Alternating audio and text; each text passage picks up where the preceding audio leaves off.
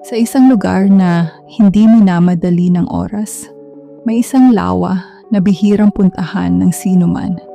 Hindi dahil delikado ito, kundi dahil kapag napunta ka roon, nakakalimutan mong magmadali. Ngayong gabi, hayaan mong ang kwentong ito ang maging daan mo patungo sa lawa na yon. Huminga ka ng dahan-dahan. 1, 2, 3. Ang hangin ay malamig pero hindi nanlalamig.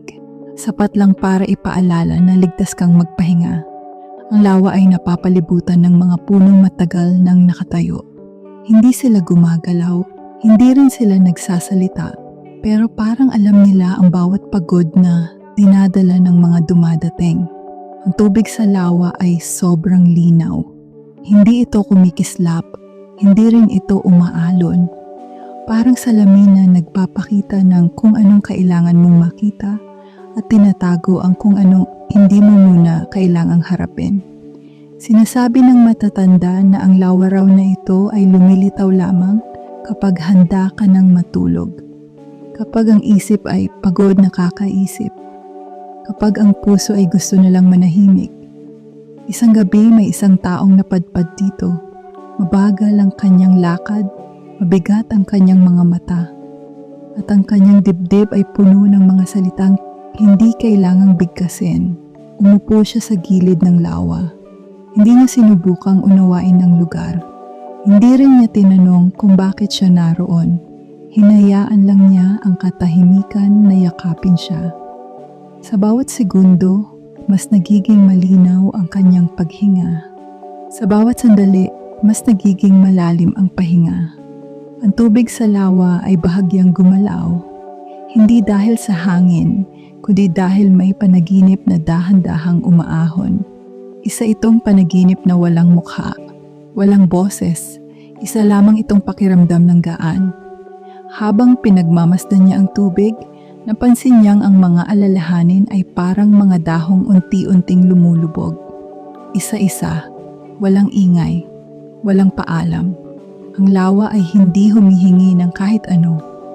Hindi nito hinihiling na magpakatatag ka. Hindi nito hinihiling na maging handa ka.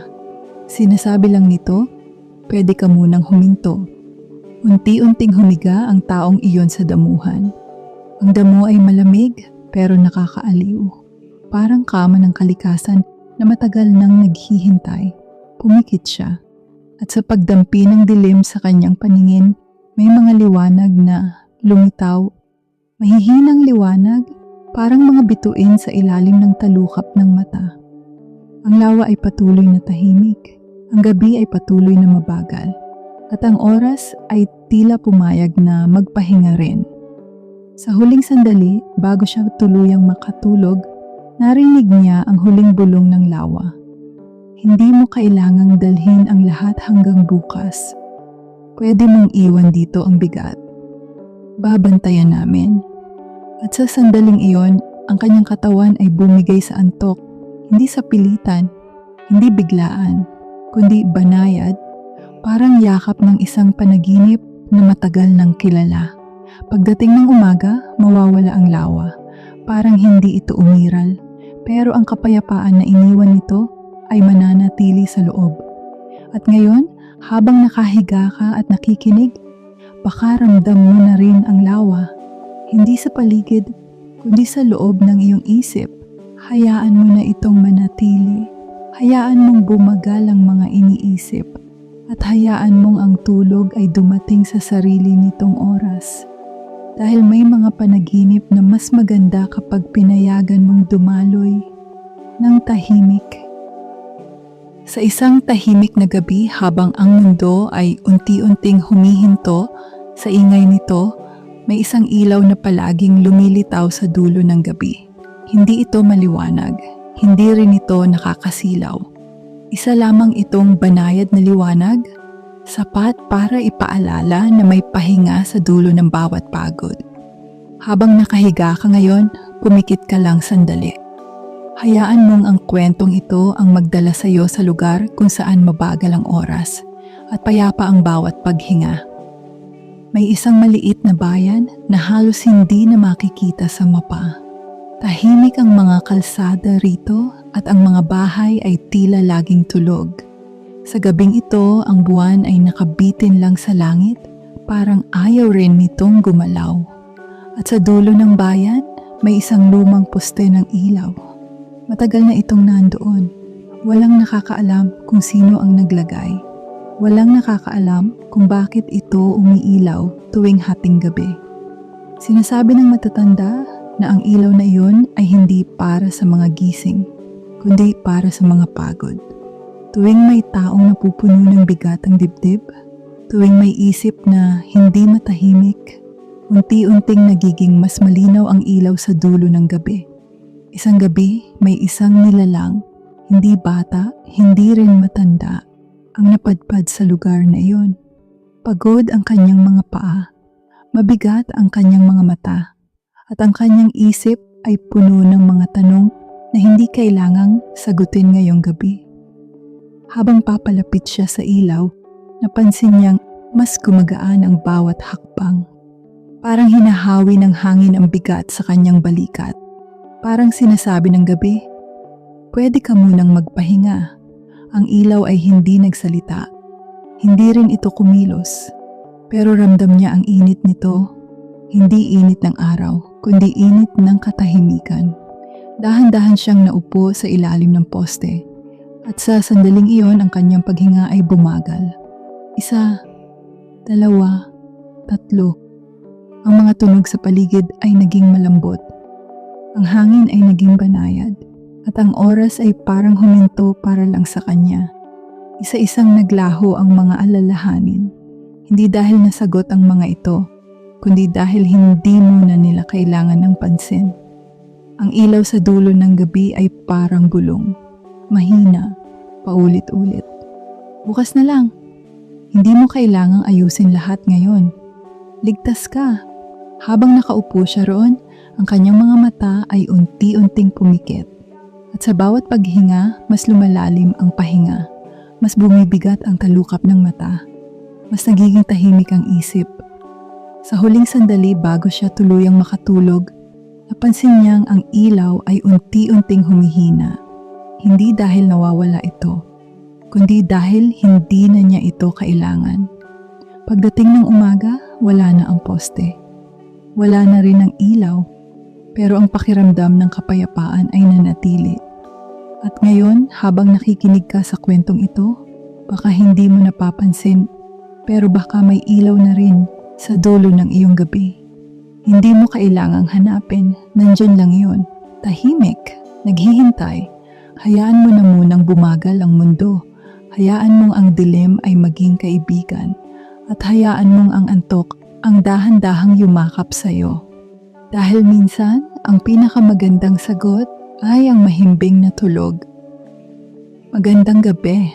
Kung nakahiga ka ngayon, hayaan mong manatili ang bigat ng iyong katawan. Walang kailangang baguhin. Walang kailangang tapusin. Huminga ka ng dahan-dahan. Damhin ang pagpasok ng hangin at ang mahinahong paglabas nito. Sa kwentong ito, dadalhin kita sa isang dagat na hindi nag-aanyaya ng sigla kundi ng katahimikan. Isang dagat na marunong mag-ingat sa mga pagod na isip. May isang dagat na hindi maalon. Hindi dahil walang hangin, kundi dahil marunong itong makinig. Ang dagat na ito ay dumarating lamang kapag ang gabi ay malalim na at ang mundo ay handa ng magpahinga. Ang buhangin sa tabing dagat ay malamig at malambot. Kapag tumapak ka rito, hindi ka lulubog. Sa halip, para kang tinatanggap ng lupa, marahan at may pag-unawa. Ang bawat hakbang mo ay mas mabagal kaysa dati at parang ayos lang yon sa paligid. Ang tubig ay dahan-dahang humahaplos sa dalampasigan. Walang malalakas na alon. Isa lamang itong banayad na galaw, paulit-ulit, pare-pareho, parang tibok ng pusong kalmado.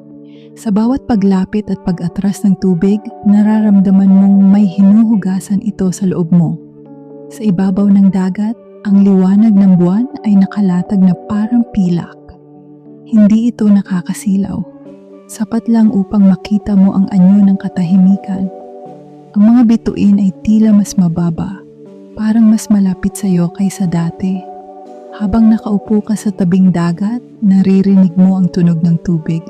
Hindi ito musika, ngunit parang may dalang alaala. Mga alaalang hindi masakit, mga alaalang tahimik. Mga sandaling wala kang kailangang patunayan kung saan ikaw ay sapat na. Ang hangin ay may dalang asin at lamig. Hindi ito nanunuot. Sa halip, parang binabalutan ka nito ng mahinang yakap. Ang iyong balikat ay kusa ng bumababa. Ang iyong mga kamay ay nagiging mabigat. Ang iyong noo ay unti-unting lumuluwag. Sa dagat na ito, walang bangka, walang biyahe, walang patutunguhan. Mayroon lamang ang pag-upo, ang pakikinig at ang pahinga. Ang bawat tunog ay pareho. Ang bawat galaw ay inaasahan. At dahil dito, ang iyong isip ay nagsisimula ng tumahimik. Unti-unti mapapansin mong ang pagitan ng bawat paghinga ay humahaba. Ang mga iniisip mo kanina ay parang nagiging malabo, parang mga alaalang hinuhugasan ng alon. Hindi sila tinataboy, pinapayagan lamang silang lumayo. Ang dagat ay patuloy na gumagalaw pero hindi ka nito hinihila. Hindi ka nito hinihinga ng pansin. Nandyan lamang ito, sapat na sapat, tahimik na nagbabantay habang ikaw ay nagpapahinga. Kung sakaling makatulog ka sa tabing dagat na ito, mananatiling banayad ang alon. Walang biglang tunog, walang gising. Ang dagat ay may pasensya at handa itong hintayin ang bawat sandali ng iyong pahinga. Ngayon, hayaan mong manatili ka roon. Hayaan mong ang tunog ng tubig ay maging bahagi ng iyong paghinga. Hayaan mong ang gabi ang magtakip sa iyo. Wala ka nang kailangang gawin. Ang dagat ay nandyan, tahimik, at ikaw ay ligtas. Magandang gabi. Kung naririto ka pa rin, ibig sabihin ay handa ka nang magpahinga. Hayaan mong manatiling mabigat ang iyong katawan. Walang kailangang ayusin, walang kailangang isipin, huminga ka ng dahan-dahan. Pakiramdaman ang paglapag ng bigat ng araw sa iyong hininga at ang banayad na pagluwag nito habang ikaw ay nagpapahinga. Sa kwentong ito, dadalhin kita sa isang kagubatan na hindi nagmamadali. Isang lugar na hindi naghihintay ng umaga. Isang lugar na sapat na ang gabi. May isang kagubatan na hindi kailanman sumisikat ang araw. Hindi dahil madilim ito, kundi dahil hindi nito kailangan ang umaga. Sa kagubatang ito, ang gabi ay banayad at ang liwanag ay sapat lamang upang maramdaman mong ligtas ka. Ang mga puno ay matatangkad at tahimik. Hindi sila gumagalaw ng biglaan. Ang kanilang mga dahon ay marahang nag-uusap sa hangin. Parang alam nilang may dumadaan na pagod at inaantok. Sa bawat hakbang mo sa lupa, ang tunog ay mahina. Parang ayaw kang isturbohin ng mundo. Ang hangin ay malamig, ngunit hindi nakakaginaw. Sa halip, parang hinihimas nito ang iyong balat, dahan-dahan, paulit-ulit. Sa bawat paghinga mo, napapansin mong mas bumabagal ang tibok ng iyong puso at mas lumuluwag ang iyong dibdib. Sa gitna ng kagubatan ay may makitid na landas. Hindi ito diretso, hindi rin ito paikot. Isa lamang itong landas na sumusunod sa ritmo ng katahimikan. Habang sinusundan mo ito, napapansin mong ang iyong mga iniisip ay unti-unting nahuhuli sa likod hanggang sa tuluyan na silang mawala. May mga maliliit na ilaw sa pagitan ng mga puno. Hindi sila maliwanag, para lamang silang paalala na may gabay ka. Kapag tinitigan mo ang mga ilaw na ito, nararamdaman mong bumibigat ang iyong mga talukap at mas nagiging komportable ang iyong katawan. May isang malinaw na bahagi ng kagubatan kung saan ang lupa ay malambot. Kapag umupo ka roon, kusa nang nagre-relax ang iyong likod. Ang iyong mga balikat ay bumababa. Ang iyong mga kamay ay kusang nagpapahinga sa iyong tabi. Sa kagubatang ito, walang tunog ng orasan. walang paalala ng oras. Ang tanging maririnig mo ay ang mahinang huni ng gabi. Isang tunog na paulit-ulit at pare-pareho. Parang oyayin ng kalikasan. Habang nananatili ka roon, napapansin mong ang paligid ay tila humihinga kasabay mo. Kapag huminga ka ng malalim, ang hangin ay nagiging mas banayad. Kapag dahan-dahan kang humihinga palabas, ang kagubatan ay tila mas nagiging tahimik. Ang buwan ay bahagyang nakasilip sa pagitan ng mga sanga. Hindi ito nagmamadali, hindi ito umaalis. Nandyan lamang ito, sapat na sapat, para maramdaman mong may nagbabantay. Unti-unti, nararamdaman mong ang iyong katawan ay mas mabigat. Ang iyong isip ay mas tahimik.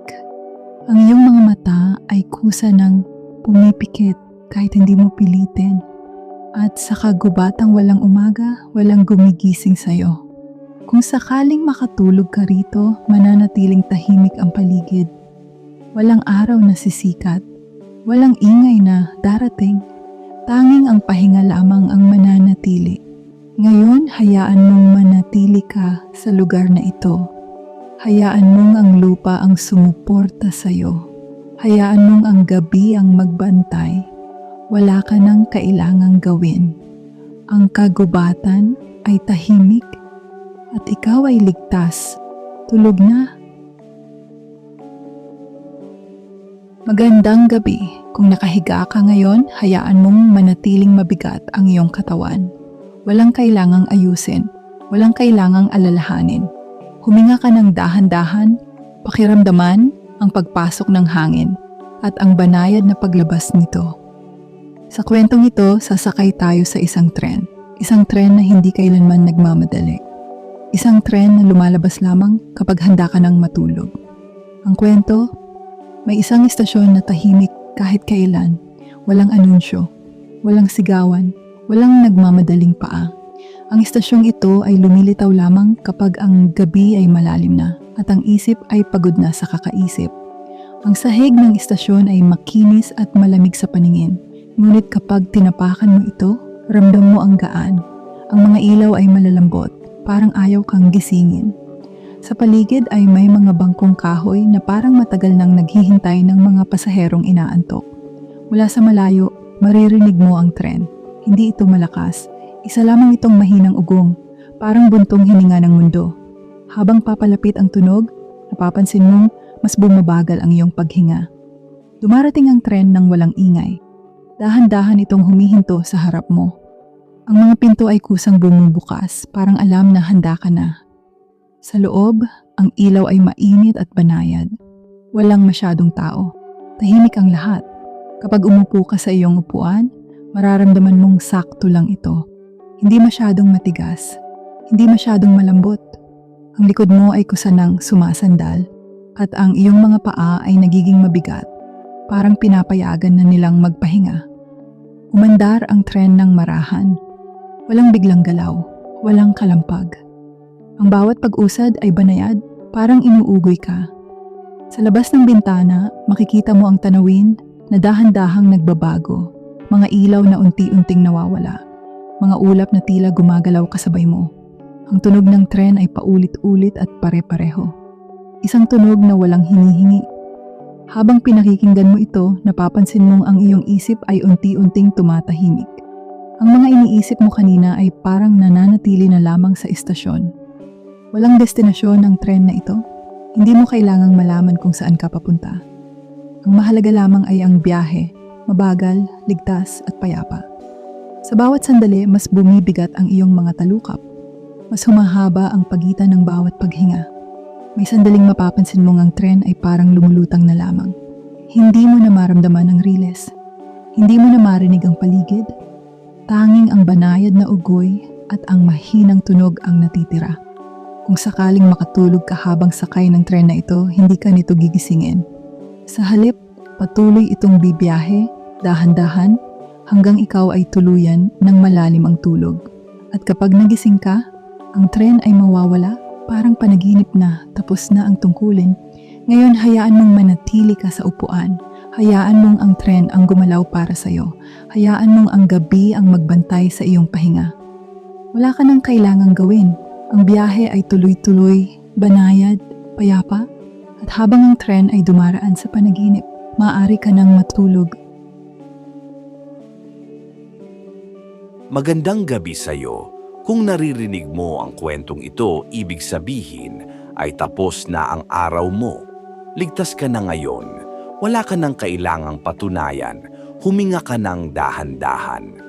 Pakiramdaman ang bigat ng iyong katawan habang ito ay humihiga. Hayaan mong ang bawat kalamnan ay kusang magpahinga. Sa gabing ito, dadalhin kita sa isang lungsod na hindi kailanman nagmamadali. Isang lungsod na marunong matulog, kasabay ng buwan. May isang lungsod na hindi kailanman maingay. Kahit sa araw, ang mga tunog nito ay mahina lamang, parang ayaw makagulo sa katahimikan. Ngunit sa gabi, kapag ang buwan ay dahan-dahang umaangat sa langit, ang lungsod na ito ay sabay-sabay na natutulog.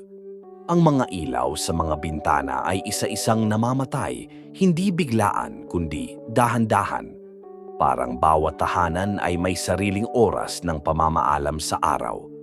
Ang mga kalsada ay walang sasakyan, walang yabag ng nagmamadali. Tanging ang banayad na hangin lamang ang gumagalaw. Habang naglalakad ka sa gitna ng lungsod, mapapansin mong ang iyong mga hakbang ay kusang bumabagal. Hindi dahil pagod ka, kundi dahil parang hinihiling ng paligid na maghinay-hinay ka. Ang mga gusali ay nakatayo ng tahimik, parang mga bantay na marunong rumespeto sa pahinga. May mga puno sa gilid ng kalsada na marahang gumagalaw ang mga dahon. Hindi sila gumagawa ng ingay. Isa lamang itong banayad na galaw, sapat upang ipaalala na ang mundo ay humihinga pa rin kahit natutulog. Sa gitna ng lungsod ay may maliit na plaza. May bangkong kahoy na mukhang matagal nang naghihintay. Kapag umupo ka rito, mararamdaman mong ang iyong likod ay kusa nang nagre-relax. Ang iyong balikat ay bumababa. Ang iyong mga kamay ay nagiging mabigat pero sa mabuting paraan. Sa itaas, ang buwan ay maliwanag ngunit hindi nakakasilaw. Ang liwanag nito ay parang kumot na unti-unting bumabalot sa buong lungsod. At kasabay nito, nararamdaman mong ang iyong isip ay nagsisimula ng tumahimik. Sa lungsod na ito, walang nag-iisip ng bukas. Walang bumabalik sa kahapon. Ang lahat ay nasa sandaling ito lamang, ang sandaling payapa, ligtas at tahimik. Habang nakaupo ka sa plaza, mapapansin mong ang mga tunog ay unti-unting nawawala. Ang hangin ay nagiging mas banayad, ang mga anino ay mas humahaba, at ang iyong mga mata ay kusa ng pumipikit. Paminsan-minsan, ang lungsod ay tila humihinga kasabay mo. Kapag huminga ka ng malalim, parang sumasabay ang paligid. Kapag dahan-dahan kang humihinga palabas, parang lalo pang nagiging tahimik ang lahat. Unti-unti ang mga ilaw ng buwan ay nagiging mas malabo. Hindi dahil nawawala ang buwan, kundi dahil mas lumalalim na ang iyong pahinga. Ang mga gusali ay nagiging anino na lamang, ang plaza ay nagiging alaala, at ikaw ay dahan-dahang inilulubog ng lungsod sa isang mahimbing na tulog. Sa lungsod na ito, walang gumigising sa gitna ng gabi. Walang istorbo. Walang alalahanin. Tanging ang buwan lamang ang gising, tahimik na nagbabantay sa bawat natutulog na pangarap. Ngayon, hayaan mong maging bahagi ka ng lungsod na ito. Hayaan mong ang iyong katawan ay tuluyang bumigat.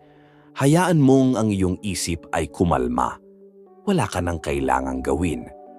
Ang lungsod ay natutulog na kasabay mo, at sa ilalim ng liwanag ng buwan, maaari ka nang matulog.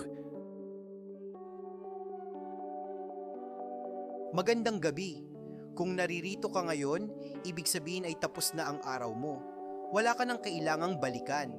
Wala ka nang kailangang isipin. Huminga ka ng dahan-dahan. Pakiramdaman ang bigat ng iyong katawan habang ito'y nagpapahinga.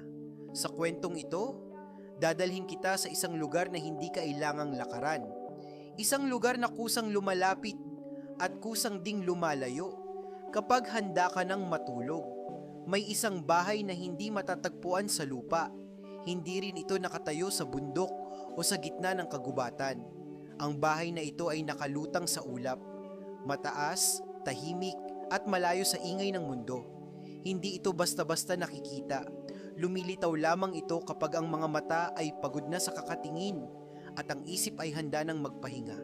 Kapag nakita mo ito, mapapansin mong ang bahay ay simple lamang. May malambot na liwanag mula sa mga bintana at ang mga pader nito ay parang gawa sa ulap at liwanag. Habang papalapit ka, hindi mo kailangang maglakad. Ang bahay mismo ang dahan-dahang lumalapit sa'yo.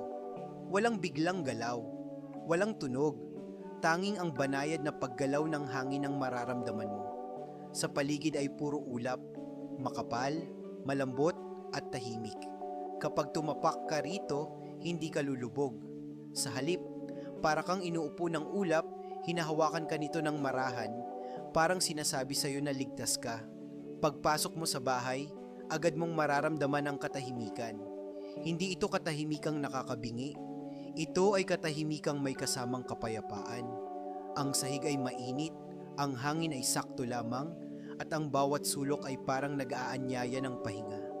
May isang upuang nakaharap sa bintana. Kapag umupo ka rito, makikita mo ang kalangitan, ang mga bituin na tila mas mabagal kumilos, at ang buwan na parang mas malapit kaysa dati. Sa bawat sandali, napapansin mong ang iyong paghinga ay bumabagal. Ang bahay na ito ay walang orasan. Walang oras na sinusundan. Walang umaga. Walang gabi. Mayroon lamang ang sandaling ito, kung saan pinapayagan mong bitawan ang lahat ng bigat na dala mo. Unti-unti, mapapansin mong ang bahay ay dahan-dahang lumalayo. Hindi dahil iniiwan ka nito, kundi dahil mas lumalalim na ang iyong pahinga. Habang ikaw ay mas nagiging payapa, mas nagiging magaan ang lahat. Ang mga dingding ay tila nagiging mas malambot. Ang mga tunog ay unti-unting nawawala. At ang bahay, ang tahimik na bahay sa ulap, ay patuloy na lumalayo, kasabay ng paglapit ng iyong tulog. Hindi mo kailangang habulin ito. Hindi mo kailangang pigilan. Ang bahay ay babalik muli. Sa susunod na gabing ikaw ay pagod at handa ng magpahinga. Ngayon, habang ang bahay ay tuluyan ng nagiging bahagi ng kalangitan, ikaw ay nananatili sa pinakaligtas na lugar, ang sarili mong pahinga.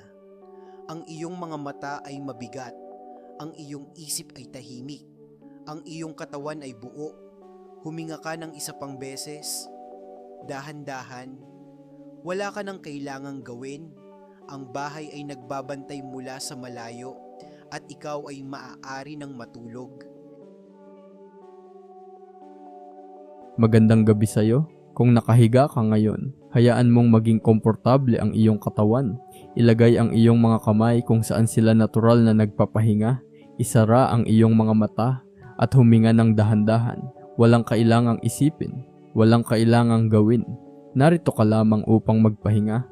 Sa kwentong ito, dadalhin kita sa isang lugar na tahimik, malamig at payapa. Isang lugar kung saan ang pagod ay hinuhugasan ng hangin at ang isip ay dahan-dahang pinapatahimik ng isang mahiwagang ilog. May isang ilog na hindi makikita sa mga mapa.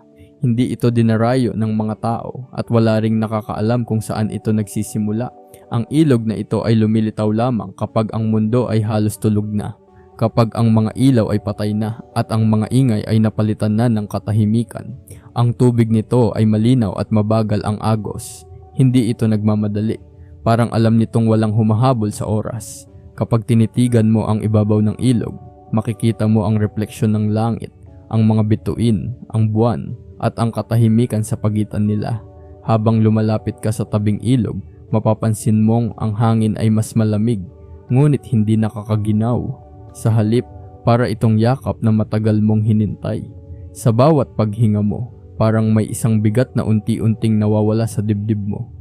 May tunog ang ilog na ito. Hindi ito malakas. Hindi rin malinaw na musika. Isa lamang itong mahinang awit, paulit-ulit, mabagal at banayad. Parang inaanyayahan ka nitong huminga kasabay ng agos ng tubig. Kapag umupo ka sa isang makinis na bato sa tabi ng ilog, mararamdaman mong kusa nang nagre-relax ang iyong katawan. Ang iyong mga paa ay mabigat, ang iyong balikat ay bumababa, ang iyong noo ay kumikinis, at ang iyong mga mata ay mas lalong bumibigat. Ang bawat patak ng tubig ay tila may dalang alaala ng kapayapaan. Hindi ito alaala ng sakit o lungkot, kundi alaala ng mga sandaling tahimik ka lamang, ligtas, at walang iniintinding anuman. Habang nakikinig ka sa awit ng ilog, nararamdaman mong unti-unting bumabagal ang takbo ng iyong mga iniisip. Walang tanong, walang sagot, mayroon lamang ang tunog ng tubig at ang banayad na galaw ng hangin sa paligid mo. Unti-unting nagiging mas mahina ang awit ng ilog. Hindi dahil ito nawawala, kundi dahil mas lumalalim ang iyong pahinga. Ang tunog nito ay nagiging bahagi na lamang ng iyong paghinga. Papasok, lalabas, dahan-dahan, paulit-ulit. Ang buwan ay nakasabit sa itaas ng ilog, parang tahimik na tagamasid. Hindi ito nagsasalita, hindi ito humuhusga. Nandyan lang ito, sapat na sapat para maramdaman mong hindi ka nag-iisa. Kung sakaling makatulog ka sa tabi ng ilog na ito, hindi ka nito gigisingin. Sa halip, patuloy itong aawit, mahina, mabagal, hanggang tuluyan ka ng malunod sa katahimikan ng iyong panaginip. At habang ang iyong isip ay dahan-dahang lumulubog sa pahinga, ang ilog ay patuloy na dumadaloy.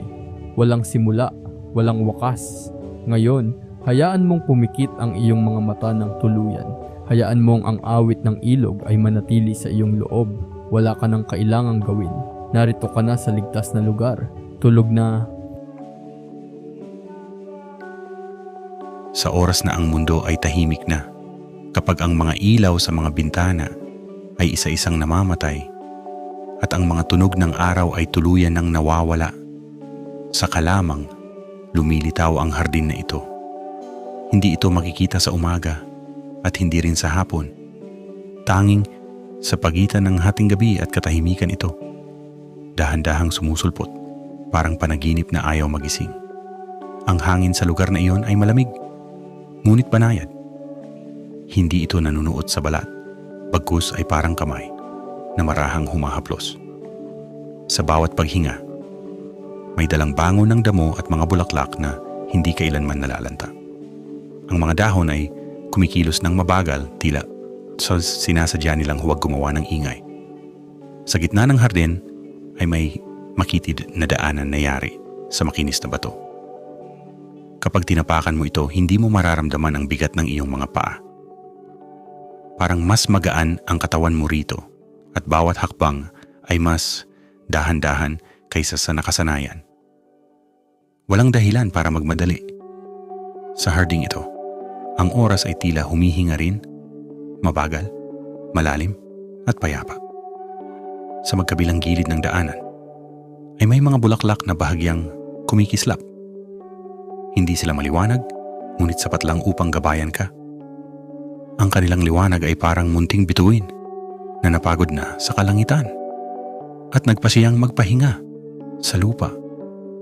Kapag tinitigan mo sila, mararamdaman mong bumibigat ang iyong mga talukap at kusang bumabagal ang iyong paghinga. May maliit na bangkong kahoy sa ilalim ng isang matandang puno. Ang punong ito ay tila matagal nang naroon, tahimik na nagmamasid sa mga dumaraan.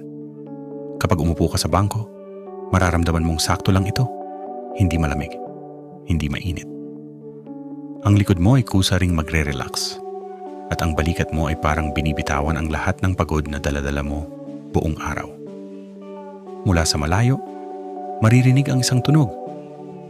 Hindi ito malinaw na musika, ngunit parang banayad na ugong ng mundo. Isang tunog na walang simula at walang wakas.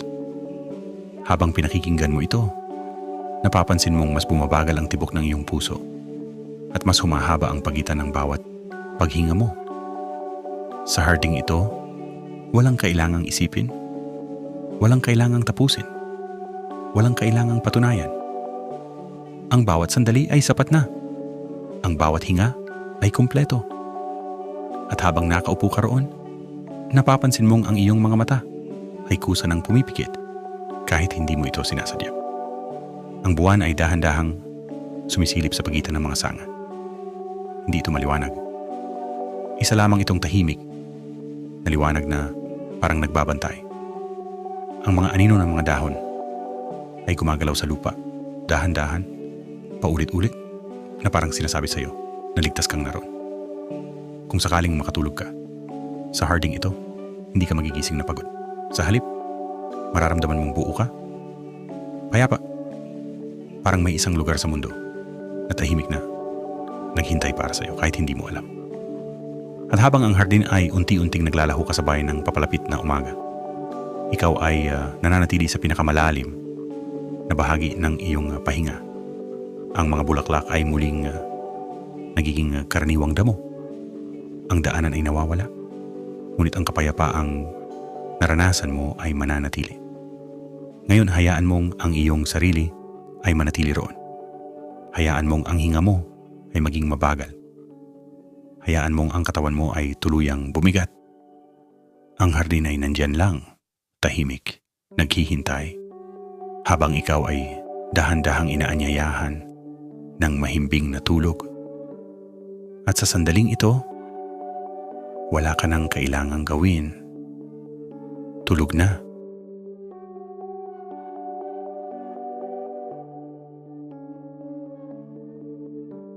Kapag ang gabi ay tahimik na tahimik at ang mga bahay ay unti-unti nang pinapatay ang kanilang mga ilaw, may isang daan na lumilitaw. Hindi ito gawa sa bato o lupa, kundi sa maliliit na liwanag na parang alitap-tap. Tinatawag ito ng iilan na daan ng mga ilaw sa gabi. Isang batang babae na nagngangalang Mireya ang unang nakapansin nito mula sa kanyang bintana. Tuwing siya'y nahihirapang matulog, may nakikita siyang mga munting ilaw na dahan-dahang naglalakbay. Tila may sinusundan. Isang gabi, sa halip na pumikit, sinundan niya ang mga ito.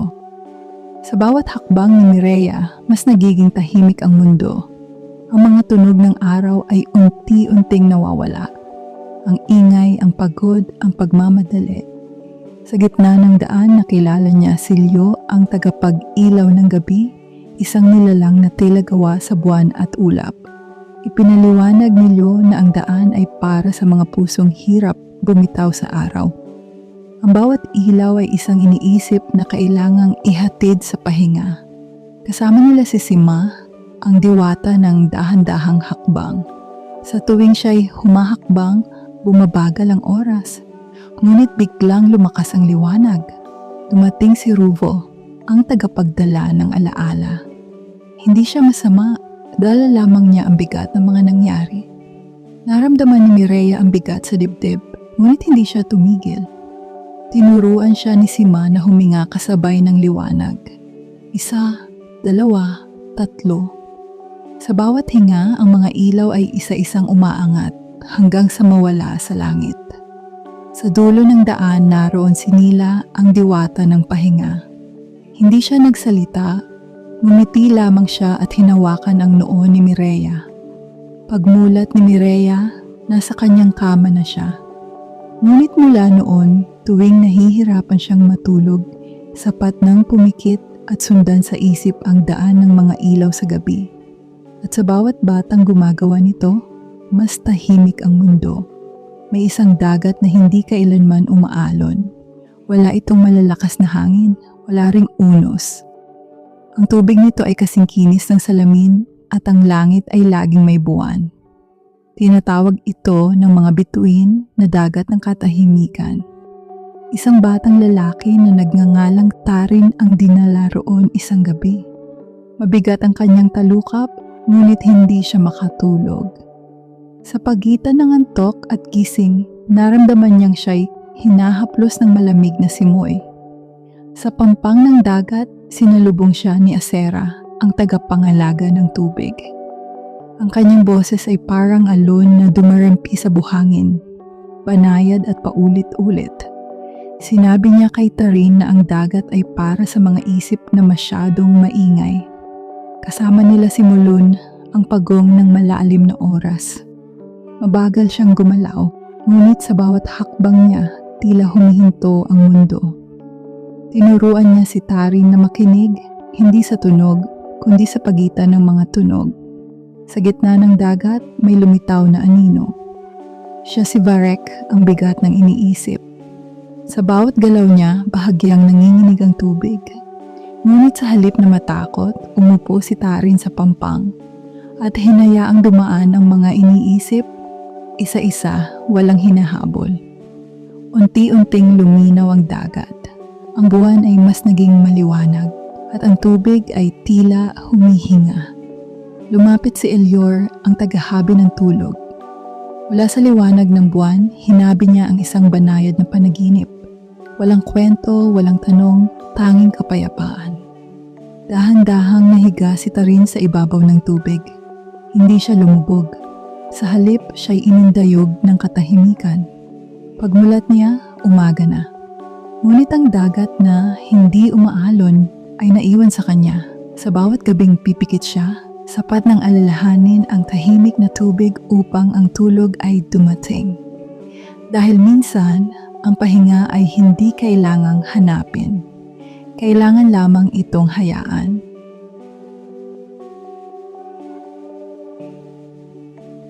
Kapag ang gabi ay ganap ng tahimik at ang mundo ay tila humihinga ng marahan, saka lamang nagiging ganap ang liwanag ng buwan.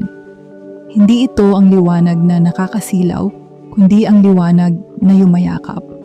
Sa mga gabing ganito, ang buwan ay may ginagawa, isang lihim na hindi alam ng karamihan. Ang nakakaalam lamang ay si Eliam, isang batang marunong makinig sa katahimikan. Tuwing gabi bago matulog, hindi siya nagsasalita. Nakahiga lamang siya, nakatingin sa bintana, hinihintay ang sandaling ang buwan ay tila ngumingiti. Isang gabi, bumaba ang sinag ng buwan at naging isang figurang may banayad na anyo. Ipinakilala niya ang sarili bilang si Lun, ang tahimik na buwan. Wala siyang tinig na malakas, ngunit bawat salita niya ay malinaw sa puso. Hindi lahat ng pagod ay nakikita, sabi ni Silun. At hindi lahat ng pahinga ay natatagpuan sa tulog. Hinawakan niya ang noo ni Eliam at sa isang iglap sila'y napunta sa dagatan ng mga bulong, isang malawak na espasyo kung saan ang hangin ay puno ng mahihinang tinig. Ang mga ito'y mga bulong ng araw, mga alalahanin, takot, pagod at hindi nasabing damdamin. Naroon si Luma, ang tagapangalaga ng mga bulong. Siya'y parang aninong may anyong tao, marahan kung gumalaw at maingat kung magsalita. Ipinaliwanag niya na bago makatulog ang isang tao, kailangang ilabas muna ng puso ang bigat nito. Isa-isa, kinuha ni Eliam ang mga bulong at inilagay sa liwanag ng buwan. Sa bawat bulong na nahahawakan ng liwanag, ito'y nagiging munting bituin at dahan-dahang umaangat sa langit. Kasama rin nila si Nari, ang diwata ng panaginip na naghahabi ng mga larawan mula sa liwanag at katahimikan. Sa bawat bituing nabubuo, hinahabi niya ang isang panaginip.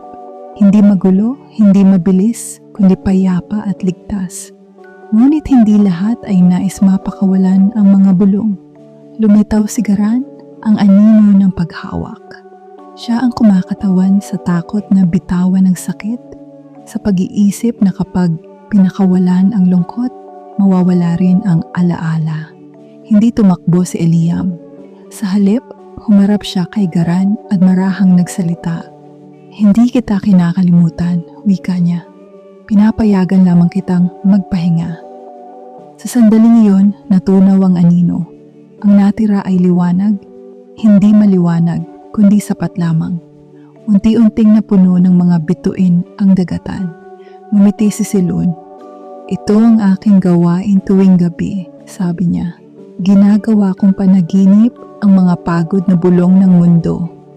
Bumalik si Eliam sa kanyang kama.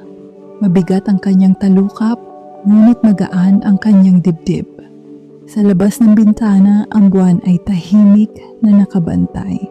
At mula noon sinasabing kapag ang buwan ay tila ngumingiti at ang gabi ay napakatahimik, may mga bulong na ginagawang panaginip upang ang bawat matutulog ay maramdaman na ligtas siyang ipikit ang mga mata. Dahil ang gabi ay hindi pagtatapos ng araw. Ito ay pahinga at ang buwan ang tahimik na tagapagbantay nito. May isang lugar sa kalangitan na hindi nakikita ng mga gising na mata. Matatagpuan ito sa pagitan ng huling hikab ng gabi at unang buntong hininga ng antok. Doon makalutang ang orasan sa ulap, isang napakalaking orasan na walang tunog, walang bilang at walang kamay. Hindi nito sinusukat ang oras. Sinusukat nito ang pagod. Isang batang babae na nagngangalang Sheila ang dinala roon isang gabi. Matagal na siyang hindi makatulog. Kahit pumikit siya, patuloy na umiikot ang kanyang isip. Mga iniisip na ayaw tumahimik. Habang nakahiga siya, dumampi ang malamig na liwanag ng buwan na sa gabing iyon ay nagpakilala bilang Lunor. Sa banayad na tinig, inalok niya si Sheila ng paglalakbay.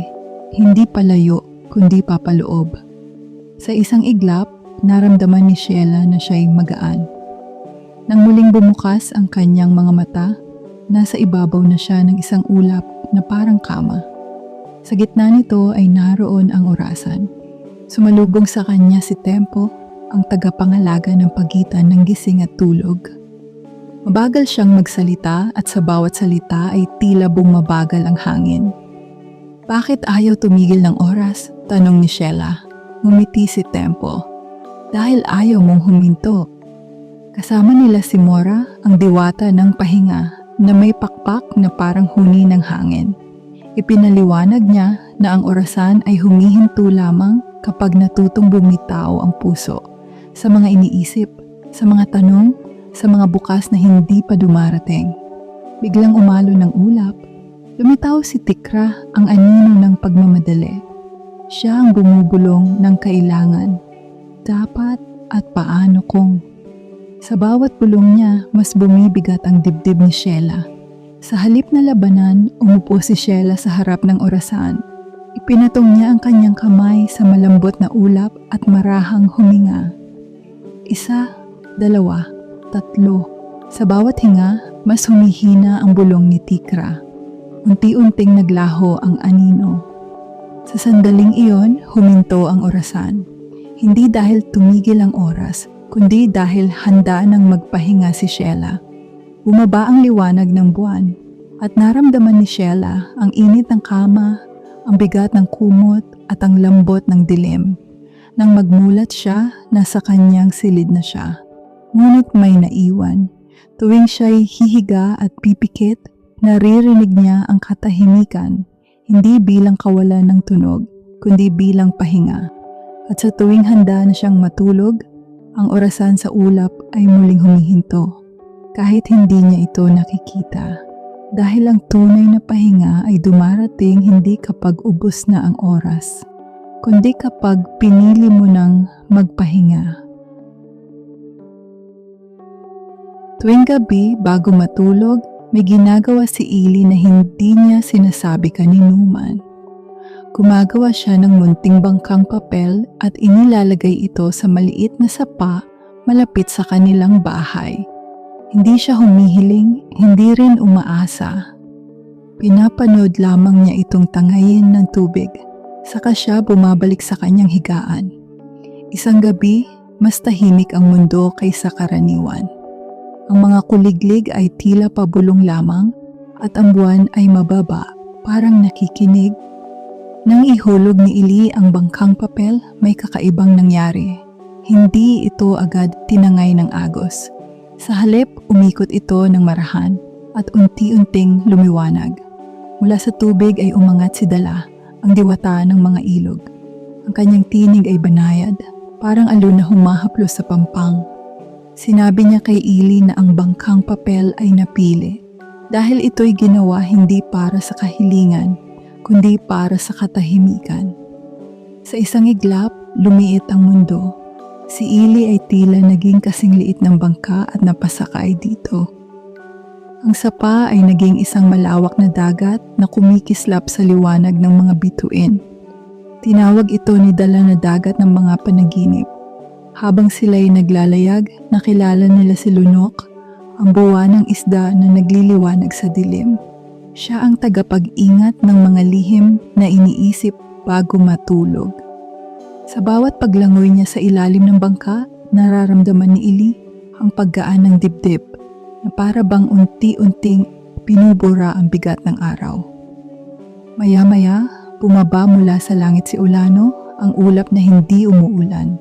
Sa halip, siya'y nagdadala ng mga alaala ng halakhak, ng yakap, ng payapang sandali.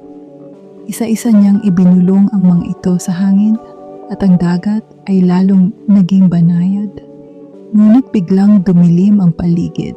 Lumitaw si Agos, ang tagapangalaga ng paglalakbay. Hindi siya masama, ngunit mahigpit. Sinubok niya ang bangka sa pamamagitan ng malalakas na alon. Hindi upang sirain ito, kundi upang malaman kung handa na bang magpahinga ang sakay. Hindi natakot si Ili. Sa halip, humiga siya sa bangka, ipinikit ang mga mata at hinayaang umindayog ang katawan kasabay ng alon. Sa sandaling iyon, humupa ang dagat. Umiti si Agos at dahan-dahang naglaho. Unti-unting bumalik ang liwanag. Ang bangka ay muling naging papel, ang dagat ay naging sapa, at si Ili ay muling nakatayo sa pampang. Parang panaginip lamang ang lahat. Ngunit kinaumagahan, nang magising siya, may isang tiklop na papel sa ilalim ng kanyang unan, hugis bangka. At sa bawat gabing siya'y matutulog, mas mabilis na siyang dinadalaw ng mahimbing na antok, kasabay ng alon ng dagat ng mga panaginip. At hanggang ngayon, kapag may bangkang papel na tahimik na naglalayag sa tubig, sinasabing may isang batang handang magpahinga at isang mundo ng panaginip ang nagbubukas para sa kanya. Tuwing sasapit ang hating gabi, may isang bituin sa langit na biglang nawawala. Napapansin ito ni Lyra, isang batang babae na mahilig tumingin sa kalangitan bago matulog.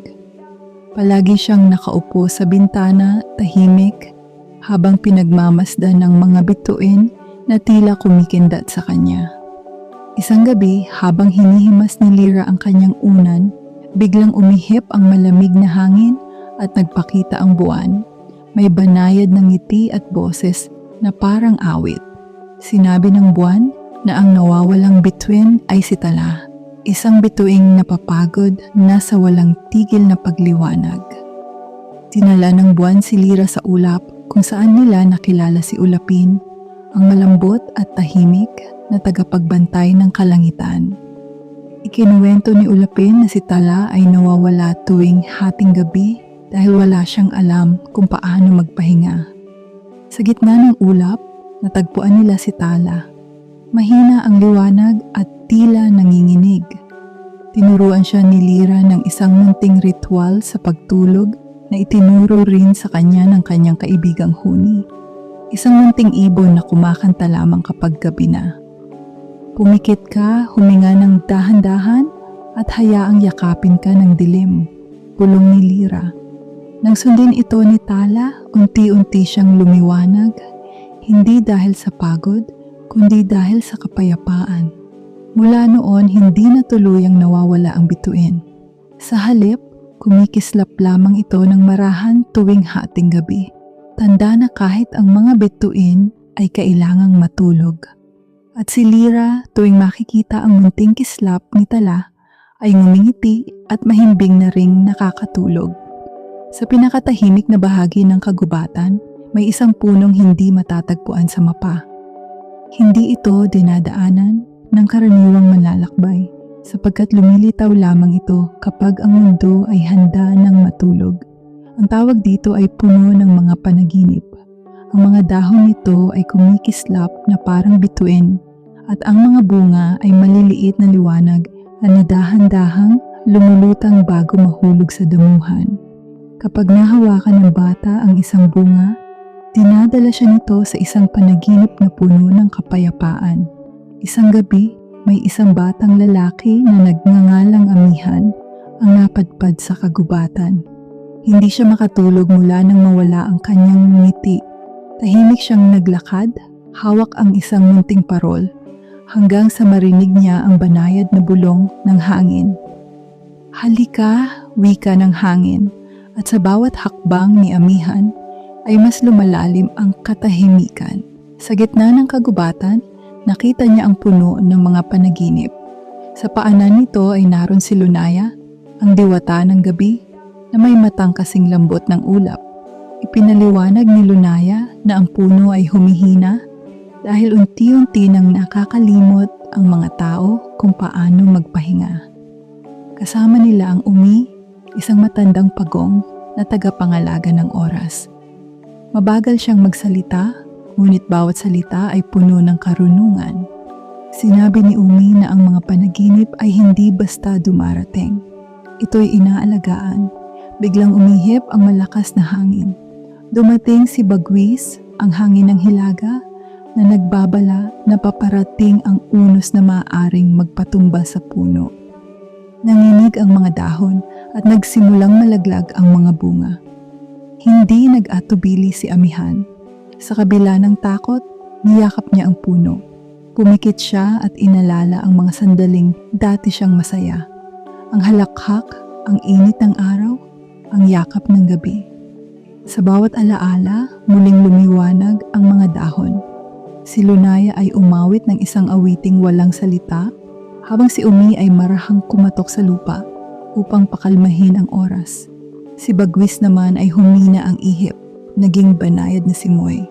Unti-unting tumigil ang unos, bilang gantimpala isang bunga ang dahan-dahang bumaba at tumapo sa kamay ni Amihan. Nang hawakan niya ito, nakaramdam siya ng bigat sa talukap ng mata, hindi pagod, kundi pahinga. Dinala siya ng panaginip sa isang lugar na ligtas, tahimik at puno ng liwanag. Pagmulat niya, umaga na. Wala na ang puno, ngunit nasa dibdib niya ang kapayapaang matagal niyang hinahanap. At tuwing gabi, kapag ang hangin ay marahang humahaplos at ang mundo ay bumabagal, ang puno ng mga panaginip ay muling tumutubo, handa para sa mga pusong kailangang magpahinga. May isang hardin na hindi matatagpuan sa likod ng bahay kundi sa likod ng antok. Lumilitaw lamang ito kapag ang mga mata ay mabigat na, ngunit ang isip ay gising pa rin. Ang mga nakakapasok dito ay yaong mga batang nahihirapang matulog kahit pagod na ang katawan. Isang gabi, naroon si Yana, nakahiga sa kanyang kama, nakikinig sa mahinang tunog ng hangin sa labas. Paulit-ulit siyang pumipikit, ngunit sa tuwing gagawin niya iyon, may mga larawan at iniisip na biglang sumusulpot. Hanggang sa mapansin niya ang isang pinto sa sulok ng kanyang silid, isang pintong wala naman doon kanina. Dahan-dahan niya itong binuksan. Sa likod nito ay ang hardin. Ang damuhan ay kulay pilak at ang mga bulaklak ay dahan-dahang nagbubukas at nagsasara, kasabay ng paghinga ng gabi. Walang malakas na kulay, walang matalim na liwanag, lahat ay banayad at payapa. Sinalubong siya ni Siren, ang tagapag-alaga ng hardin. Ang kanyang tinig ay parang dahon na hinahaplos ng hangin.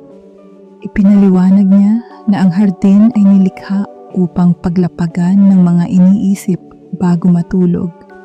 Kasama nila si Pilo, isang munting hayop na parang pinaghalong pusa at ulap.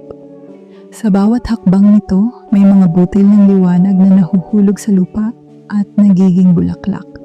Ang bawat bulaklak ay kumakatawan sa isang iniisip, may masaya, may malungkot, may mabigat. Habang naglalakad si Yana, napansin niyang mas gumagaan ang kanyang dibdib. Ngunit biglang huminto si Siren.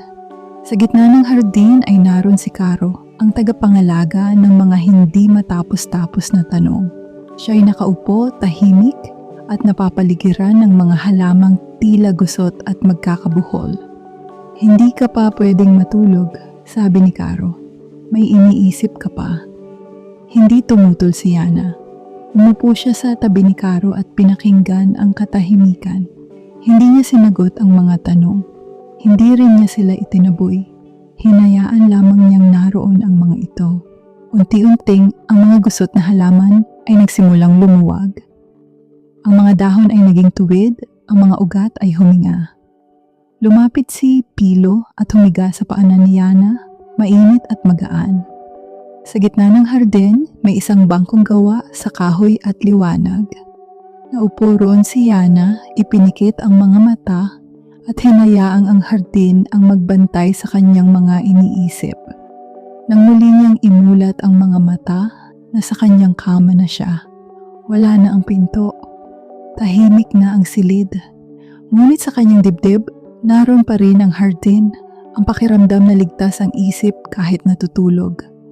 At sinasabing, tuwing ang isang bata ay nahihirapang makatulog, may isang pintong dahan-dahang lumilitaw. Hindi para takasan ang mundo, kundi para ihanda ang puso sa pahinga. Dahil ang tulog ay hindi biglaang dumarating. Ito ay dahan-dahang inaalok. At ang hardin sa likod ng antok ay laging handang tumanggap.